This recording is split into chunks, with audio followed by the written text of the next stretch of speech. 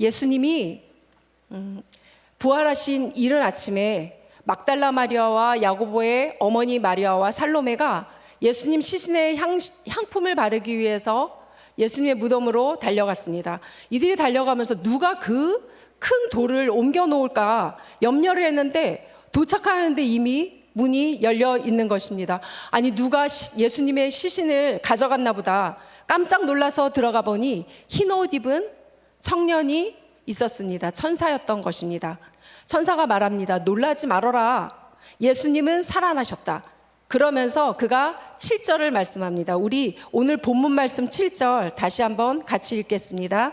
시작. 가서 그의 제자들과 베드로에게 이르기를 예수께서 너희보다 먼저 갈릴리로 가시나니 전에 너희에게 말씀하신 대로 너희가 거기서 배우리라 하라 하는지라. 아멘.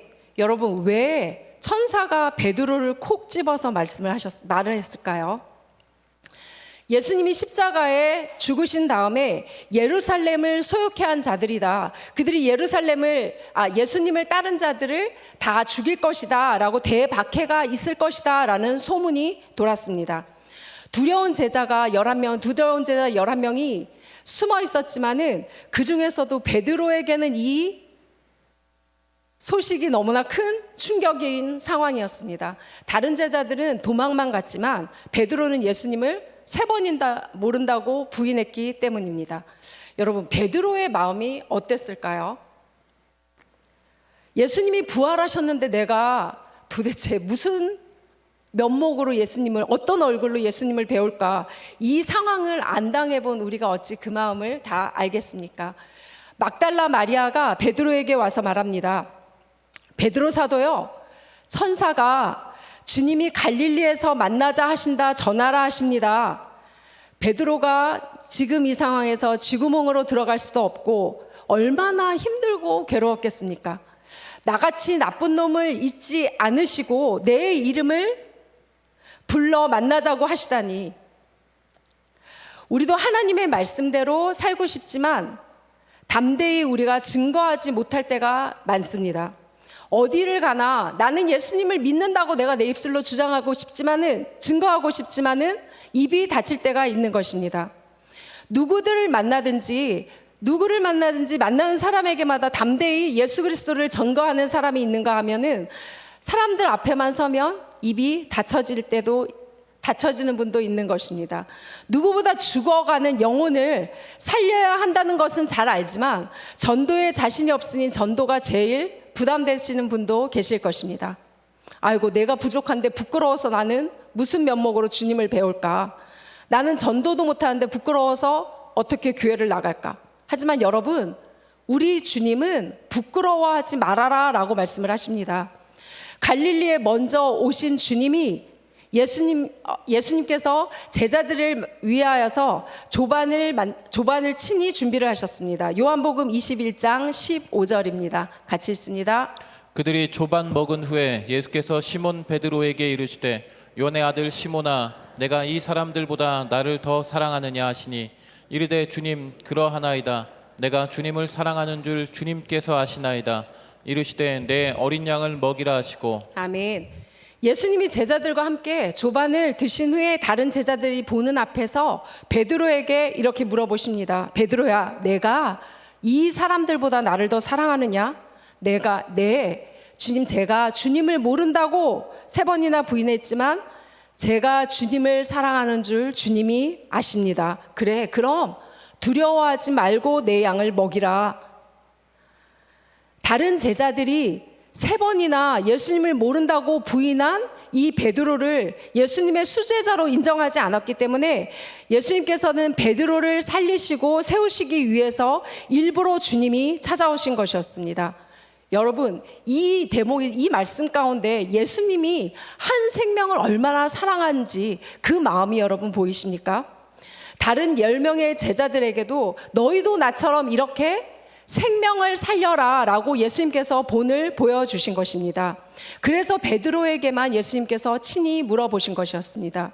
예수님을 사랑합니다. 이 고백을 예수님께서 고백해 한 다음에 내 양을 먹여라, 내 양을 쳐라 라고 말씀을 하십니다. 우리도 같이 이 시간 고백하길 원합니다. 예수님 사랑합니다. 내가 예수님 사랑하는 것을 주님이 아십니다. 정말 예수님 사랑하십니까? 정말 내가 더 예수님을 사랑하십니까? 영혼 구원에 있어서 여러분 가장 중요한 것이 무엇인지 아실 것입니다. 기도를 통해서 안 믿는 사람의 영혼과 그리고 그 마음을 붙잡고 있는 귀신을 먼저 쫓아버리는 것입니다. 그래야 마음이 열리고 그들의 마음에 복음이 들어가기 때문입니다. 우리가 품고 기도하는 태신자들을 예수님 구원해 주세요. 예수님 도와주세요. 예수님 그들의 마음을 주장하여 주세요. 새벽마다 우리가 이렇게 태신자들을 올려놓고 하나님 앞에 기도하는 것이 전도인 것입니다. 우리가 전도지 한 장, 주보 한 장을 가져다가 그 집 우편함에 넣어주는 것이 전도인 것입니다. 예수님 믿으세요, 예수님 믿으세요라고 말하는 것도 전도지만 기도하는 것도 전도입니다. 우리가 아무리 부족하고 우리가 못났고 그리고 우리가 죄를 지었고 그리고 실수를 해도 다시 받아주시는 분이 우리 하나님이심을 믿으시기 바랍니다. 엄마가 아기를 등에 업고 갑니다. 엄마가 아기를 등에 업고 가는데 아이가 뒤에서 자꾸 엄마 머리채를 잡아채요. 아유 아프다, 아프니까 엄마 아프니까는 잡아당기지 마. 엄마 아프니까 잡아당기지 말라니까. 그래도 아기가 막 엄마 머리채를 잡아당깁니다. 아유 이 못된 놈아. 그러면서 엉덩이를 때리면서도 여전히 엄마는 아기를 업고 갑니다. 머리채를 잡아당기는 아이를 엄마가 왜 업고 갑니까? 엄마는 등에 업힌 아이가 등에다가 쉬를 해도 업고 갑니다. 울고 때를 써도 엄마는 업고 갑니다. 왜 업고 갑니까? 사랑하는 내 자식이기 때문입니다. 예수님이 친히 십자가에 몸 찢고 살 찢어 죽으시면서 내가 너희를 내 목숨같이 사랑한다라는 것을 우리에게 직접 보여주셨습니다. 우리가 이 땅에 사는 동안 우리가 지고 가야 되는 그 죄와 저주와 질병과 가난과 실패와 우울과 낙심과 불행을 그 모든 것을 우리가 지고 가야 되는데 예수님이 짊어지시고 십자가에서 다 해결해 버리신 것입니다. 너희가 이제는 자유와 행복과 샬롬의 삶을 살아가라 라고 우리에게 말씀을 하십니다. 이 놀라운 복음의 기쁜 소식을 몰라서 죄와 저주와 마귀의 종으로 살고 있는 그 불쌍한 영혼들에게 이 복음의 말씀을 전해주라는 것입니다. 생명 살리는 이 귀한 사명을 우리가 모르고 그리고 제자들이 모르고 꼭꼭 숨어있는 그 제자들에게 예수님께서 갈릴리에서 만나자라고 하신 것입니다. 그럼 여러분 왜 예수님은 예루살렘에서 만나자라고 하지 않으시고 갈릴리에서 만나자라고 하셨을까요? 제가 자꾸 새벽에 질문을 드리죠. 예수님은 예수님의 공생의 대부분을 갈릴리에서 전도하면서 보내셨기 때문입니다. 전도와 복음의 전초 기지가 갈릴리였기 때문입니다. 전도를 기억해라. 전도하는 사명을 잊지 말아라 라고 예수님께서 갈릴리에서 만나자라고 하신 것입니다. 예수님이 많은 성도 앞에서 500여 명의 성도 앞에서 승천하실 때도 예수님께서는 이렇게 당부하십니다. 사도행전 1장 8절 말씀입니다. 같이 읽습니다. 오직 성령이 너희에게 임하시면 너희가 권능을 받고 예루살렘과 온 유대와 사마리아와 땅끝까지 이르러 내 증인이 되리라 하시니라. 아멘. 우리 같이 따라서 해볼까요? 예수님은 관심은 전도였다. 전도하는 곳에서 예수님을 만나자. 아멘. 예수님의 관심은 오직 영혼을 구원해서 이 땅에 하나님을 세우는 것이 예수님의 관심이셨습니다. 우리의 힘으로는 안 되는 줄 아시고 예수님께서는 성령 하나님을 우리에게 보내셨습니다. 예수님은 어디서나 계시지만은 특별히 전도하는 현장에 계십니다.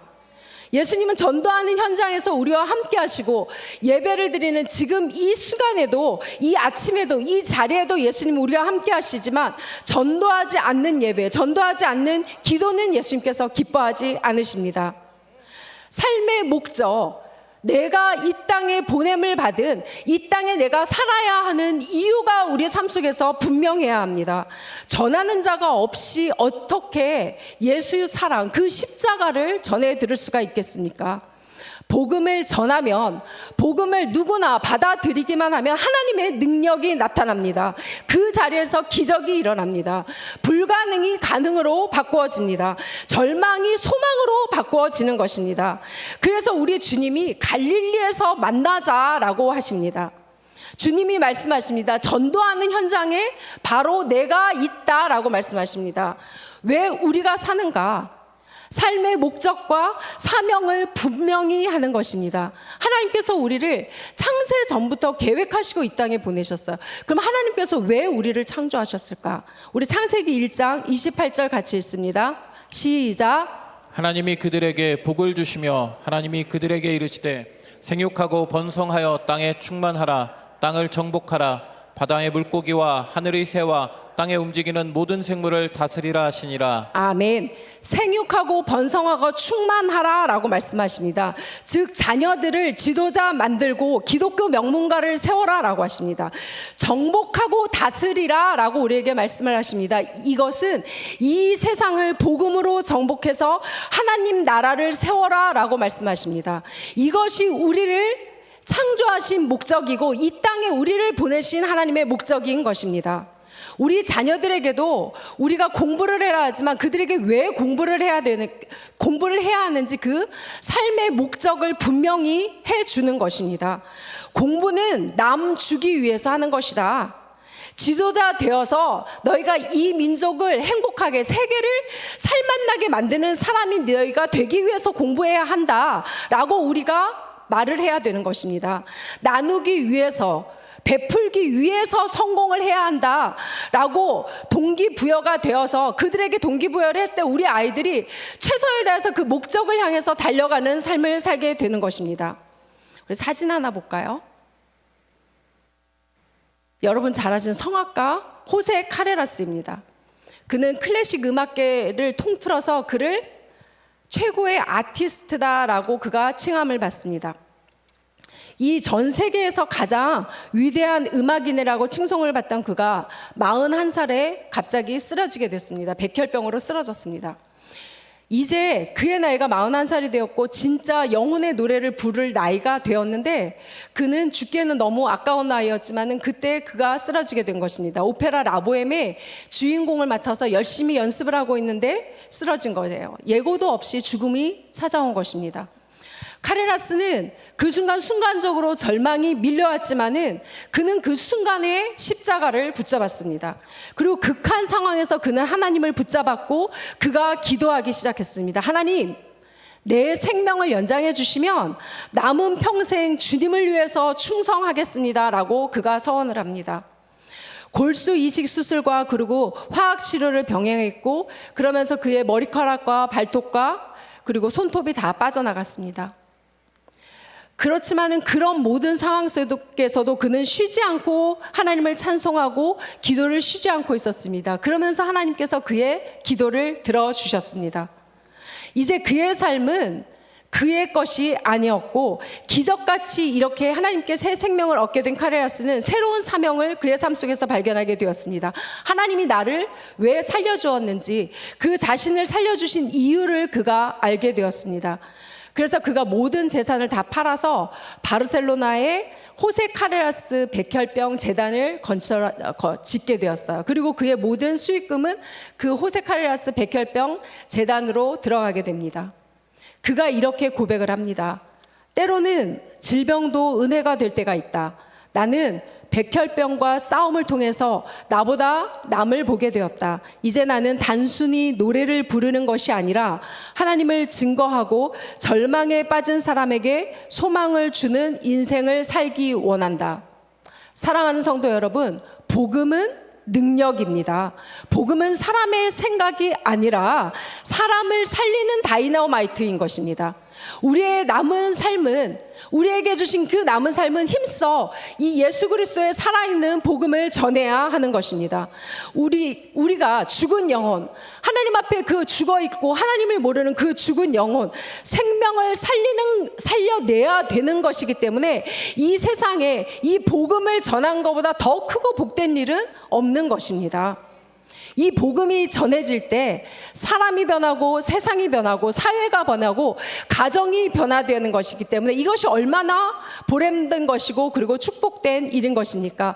내 가슴이 뜨겁게 내가 변화되고 내게 힘이 생기면 내게 있는 능력이 더 능력으로 힘있게 복음을 전할 수 있는 우리가 되는 것입니다. 성도 여러분, 우리 주님이 갈릴리에서 만나자라고 하십니다. 목적지를 우리에게 분명히 정해 주신 것입니다. 이 땅에 사는 목적, 내가 살아가야 되는 목적을 하나님께서 분명히 하여 주셨습니다. 우리는 이 땅에 하나님 나라를 세우고 자녀들, 기독교 명문가 세워서 우리 자녀들을 하나님께서 원하시는 그 지도자들을 만들어내기 위해서 내가 이 땅에 살아가는 것입니다. 이 사명에 순종하는 현장이 바로 갈릴리인 것입니다. 갈릴리에서 만나자고 하십니다. 전도 현장에 내가 있다라고 말씀을 하십니다. 삶의 목적을 알고 우리가 한 걸음씩 순종해가는 삶에 내가 있다라고 예수님께서 말씀하십니다. 성도 여러분, 우리는 부족합니다. 그래서 우리는 성령 하나님을 의지하는 것입니다. 성령님이 부어주시는 그 하늘의 은사와 성령의 능력을 받아서 내가 이 땅에 보냄받은 그 사명의 한 걸음씩 순종해 나아감을 통해 하나님의 꿈이 나를 통하여서 이루어지는 그런 복된 삶을 살아가는 저와 여러분이 되시기를 예수님의 이름으로 축원합니다. 기도합니다. 하나님, 만세 전부터 우리를 계획하시고 때가 되매 이 땅에 보내셨다고 말씀하신 하나님, 우리가 이 땅에 살아도 이 땅에 사는 삶의 목적을 분명히 하고 살아가기를 원합니다. 하나님 나라를 세우고 명문가를 세우고 자녀들 지도자 만들라는 사명을 받아서 순종하는 믿음의 길을 걸어가기 원합니다. 주님께서 친히 갈릴리에서 만나자라고 하셨습니다. 순종의 현장에 내가 함께 있다라고 하심에 감사드립니다. 우리도 날마다 순간마다 주님이 함께 하시고 주님의 임재하심, 주님의 일하심을 체험하는 복된 삶을 살아가게 하여 주시옵소서. 이 새벽에 하나님 앞에 달려나온 사랑받는 하나님의 사람들 한 사람 한 사람 머리 위에 성령으로 친히 지금 이 시간 임재하여 주시옵소서. 그래서 지금 이 순간 사명의 불이 내 가슴 안에서 뜨겁게 일어나기 원합니다. 사명으로 가슴이 뜨거워지기 원합니다. 삶의 목적을 분명히 하고 남은 세월 달려가게 하여 주시옵소서. 지금 만나주시고 지금 손 잡아주시고 주님이 우리와 함께 하심을 늘 느끼게 하여 주시옵소서. 감사드리며 살아 역사하시는 예수 그리스도 이름으로 기도드립니다. 아멘.